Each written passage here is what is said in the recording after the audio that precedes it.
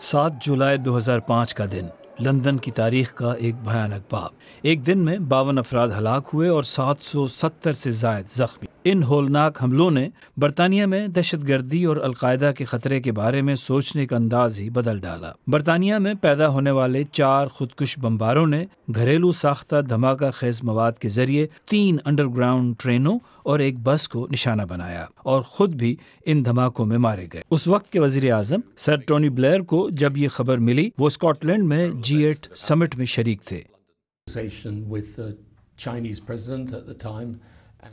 मैं उस वक्त चीन के सदर के साथ मीटिंग में था जब मेरे चीफ ऑफ स्टाफ ने एक चिट भेजी जिसमें लिखा था कि लंदन अंडरग्राउंड में एक वाक़या पेश आया है।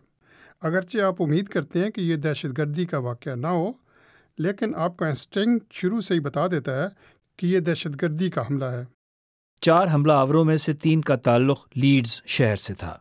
उन्होंने अपने बम रक्सैक में रखे और कार और ट्रेन के जरिए लंदन पहुंचे। 2 अलग अलग इंक्वायरियों से ये इंकशाफ हुआ कि सिक्योरिटी इदारे उनमें से एक सरगना को पहले ही शनाख्त कर चुके थे, मगर गिरफ्तारी का मौका ज़ाया कर दिया गया। इन वाक़यात के बाद के 20 सालों में बरतानिया ने दहशतगर्दी के ख़िलाफ़ अपनी हिकमत अमली में बड़ी तब्दीलियाँ कीं।